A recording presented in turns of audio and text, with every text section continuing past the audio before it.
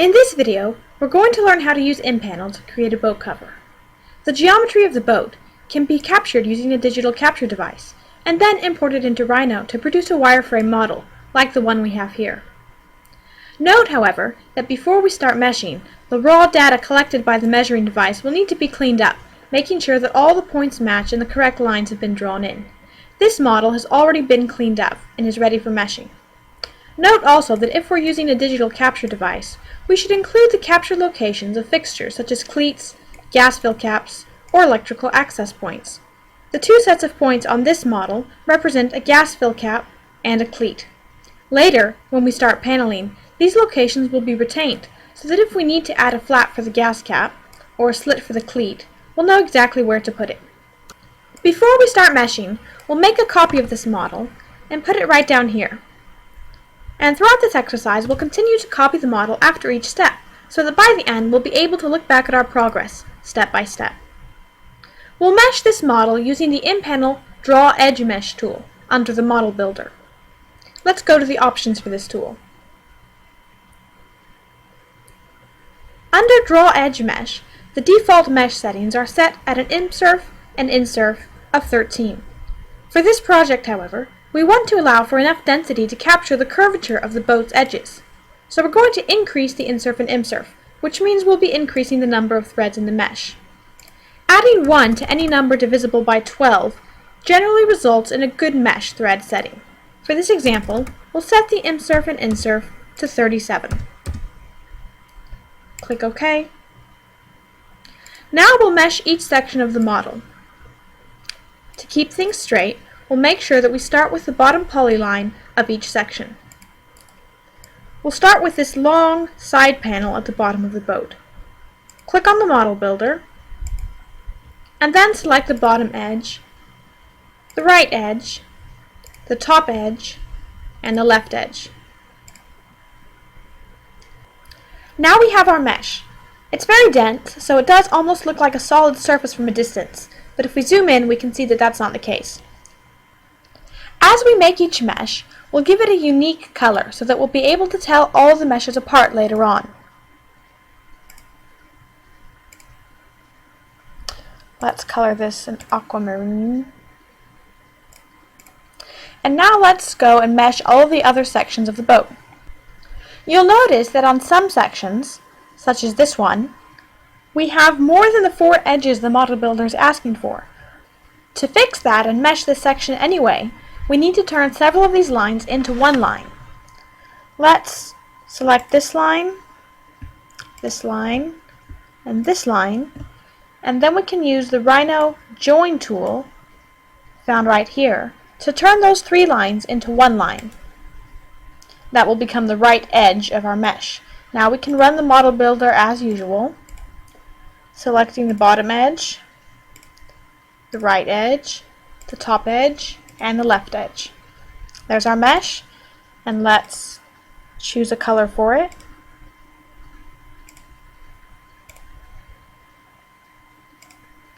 And now let's move on to the other meshes. Let's do this back mesh here.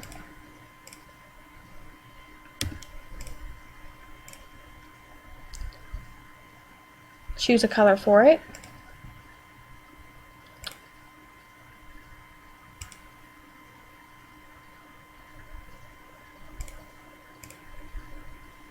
Close the Properties window. Oops. Orbit around to this other side. Do this long panel on the bottom. Bottom edge, right edge, top edge, left edge. And we'll color this mesh the same color as this identical mesh on the opposite side.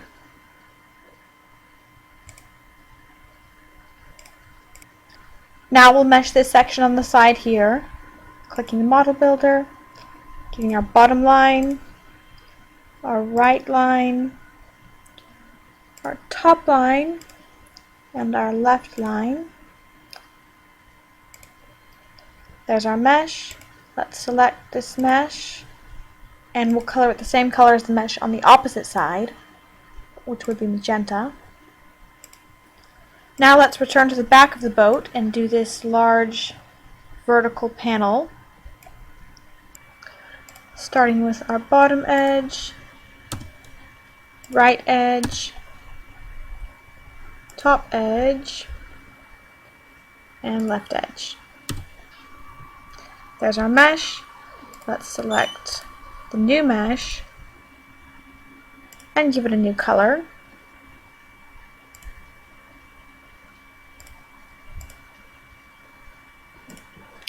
And now we'll move on to the top and front of the boat. Start with this small section on the top. Get our bottom edge, left edge, top edge, right edge, top edge, and left edge. Let's choose a color for this.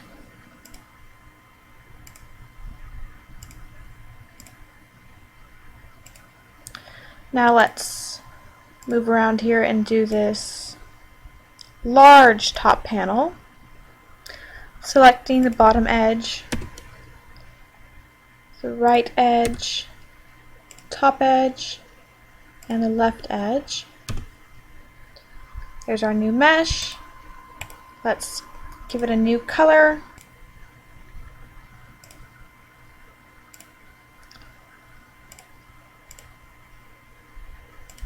Now let's move around to the front of the boat. We have 3 panels left.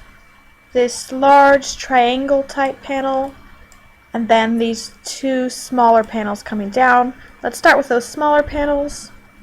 Click the model builder, bottom edge, right edge, not that one, top edge, and left edge. Let's quickly go color that. Let's just try red. Now we'll do the next of the small panels. Oh, we don't want the mesh, we want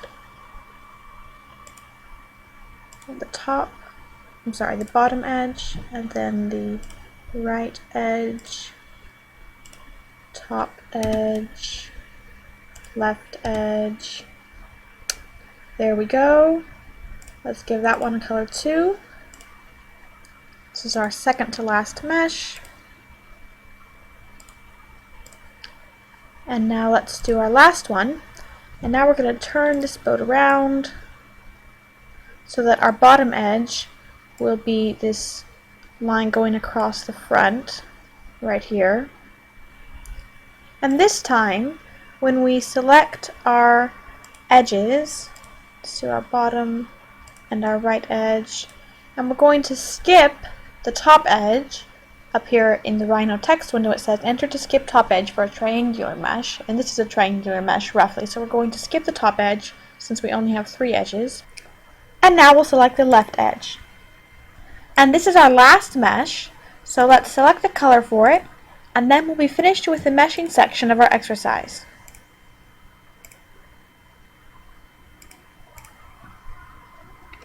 Before we move on to the next step, we're going to go into the MPanel options, and under General, we'll click on Color Layers, and we'll select to preserve the color.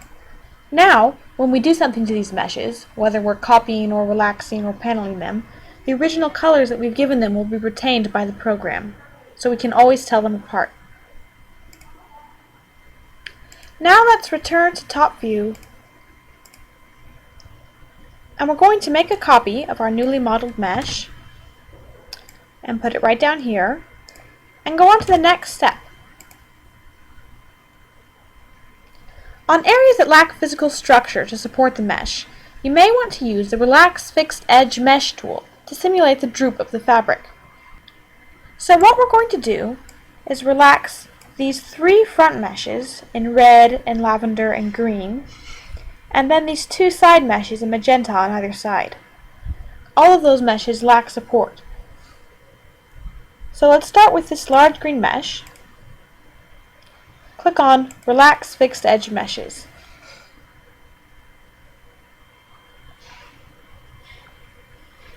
Let's delete the old mesh. Now let's do the same thing to this lavender mesh.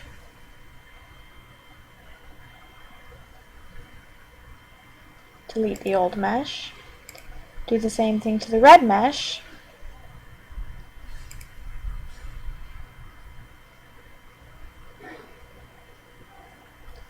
Delete the old mesh. Magenta.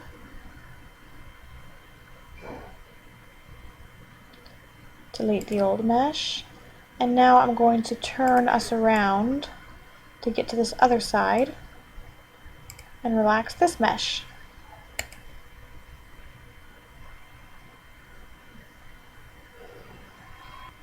And now let's delete our old mesh. We can now see how our relaxed meshes have tightened up and molded themselves, so to speak, according to the real shape of the boat. Note how the green mesh has relaxed around what would be the steering wheel, right here. Now that we've finished meshing our model, we have the option of joining some of the smaller meshes together in order to reduce the amount of sewn seams and maximize fabric yield. We can join meshes together as long as they are approximately the same plane, going the same direction, and as long as their vertical meshes match each other. We could, for instance, join these two front meshes into one, the red mesh and the lavender mesh. Let's select those. Not that one, this one. And then let's click Join Mesh under Mesh Conversion. Now these two meshes have become one. Now we can join this new mesh to this large front mesh in green.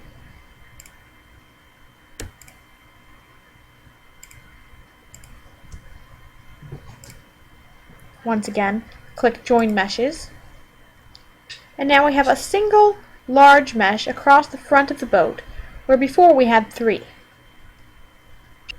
In order to avoid confusing this large red mesh with any old objects that the program automatically colors in red, I'm going to go ahead and change it to green. Now we move on to paneling. Let's return to top view, and we'll make another copy of our model and put it right down here.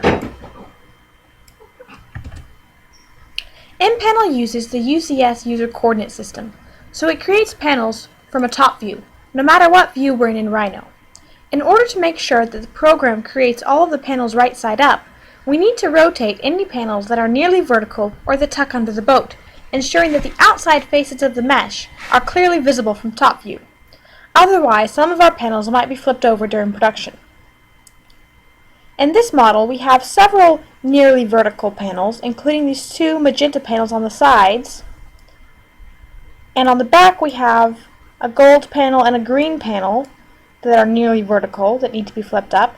And then these two cyan panels along the sides will also need to be flipped because they tuck under the boat. To do that, let's go to right view. Let's slide this model a little further off so that we can work with it distinctly. And now we're going to use the Rhino Rotate tool, which is found right here. And we're asked to select the objects that we want to rotate. We're going to start with these two cyan panels. So we'll start with this one on the left-hand side, this mesh. Then we press Enter, and we select the center of rotation. Let's put it right about here. And then we select an angle, or a first reference point. Now we can rotate this panel out like this, so that the outside is clearly visible from top view. Let's slide it a little further off. And now let's do the same thing to this panel. Click on the Rotate tool, select the panel, click Enter, select the center of rotation, angle or first reference point, and we have it rotated outwards. Again, we'll slide it out just a little bit so we can be perfectly clear. Now let's move to these magenta panels.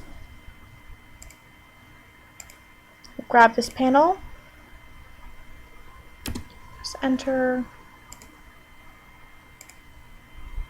and we'll move that out just about there. We'll do the same thing on the other side. select the panel. I keep saying panel, I mean mesh. They're not panels yet. Center of rotation. And pull it out. To rotate the panels on the back, let's switch to a front view. Zoom in on our model. And then let's rotate this gold panel here.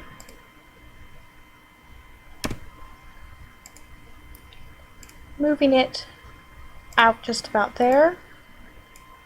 And let's do the same thing to this green panel, which is also fairly vertical and might cause problems. And this green panel we're actually going to move and put up beside this gold panel. Alright, now we're finished rotating. Let's go back to a top view. Now, as you can see, the outside surfaces of all the panels are clearly visible, and we can be sure that the panels will all be created on the correct side of the fabric. The next thing we're going to do is make a copy of just the meshes, and then we'll start paneling.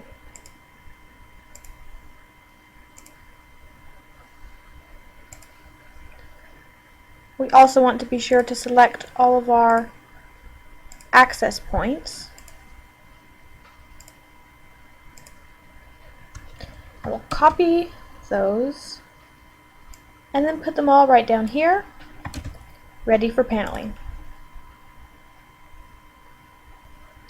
Now let's go to the paneling options under Panel Complete Mesh. We're going to specify the number of panels. We're going to have just one panel for each mesh. Click OK. Now let's zoom in on our meshes and let's start paneling one at a time. Select the mesh, run the tool. Now we'll do these back panels.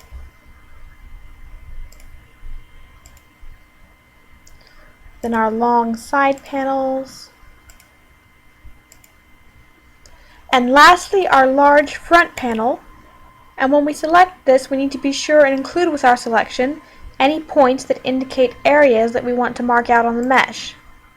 These points will be recorded on the flat panels as panel detail, which will indicate where the access points need to be for these items.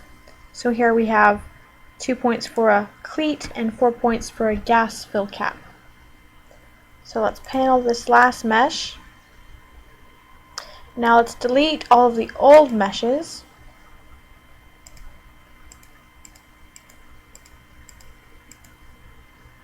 Oh, and it looks like we forgot to panel this. There we go. Now some of these panels are a little bit close together, so it might help if we just slid some of them out so we can see all of them individually. Let's see if I can grab that group here.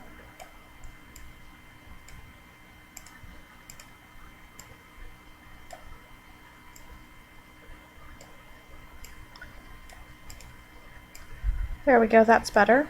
And now that we're finished paneling, we're going to prepare our panels for output. So let's make a copy of these panels. Put it down here. And now the first thing we're going to do with these panels is go to the compensation tool. That's found right here. Let's go to the options. Users often find that using a negative compensation factor of between negative 0.25 to negative 0.50% allows the panels to increase in size by a small percentage in order to help the cover fit onto the boat properly. The dimensions of the model we made our panels from was exactly the dimensions of the boat. In order to make a cover that goes over the boat, we need those dimensions to be just a tiny bit larger. If we don't apply enough negative compensation, the boat cover will be a very tight fit and may be very hard to get onto the boat. If we apply too much, on the other hand, the panels will be too large and the cover will be too loose.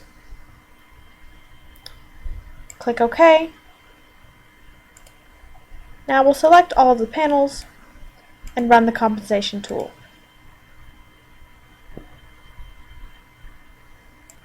If we zoom in, we can see the difference between the old panel and the new panel. Again, it's a very small difference, just enough to make the boat cover slightly bigger than the boat. Let's go ahead and delete our old panels. Now we have our new compensated panels, and we're going to, once again, make a copy of these, put it down here, and move on to the seaming section. While most of the seams will have about a 0.5-inch seam allowance, in order to accommodate for a lace line or ratchet strap, the bottom edges of the bottom outer panels may need about a 4-inch seam allowance. So let's go to the seaming options. We'll start with the majority of the panels, giving them all a standard 1/2-inch seam allowance. Do that right here.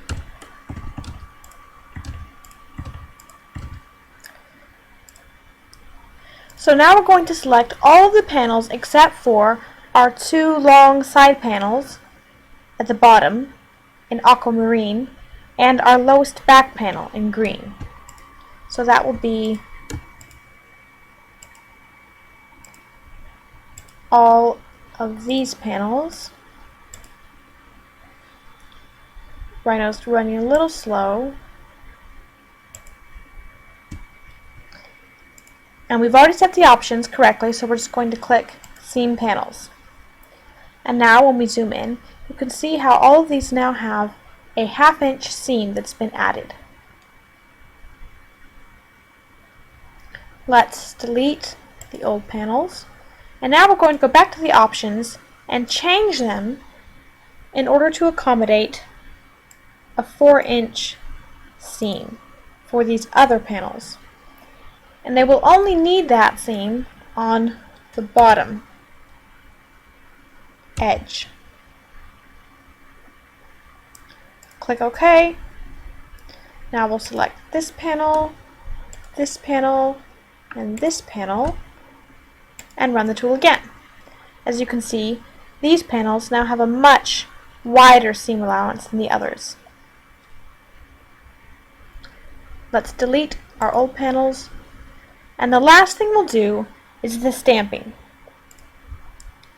Let's go to the stamping options.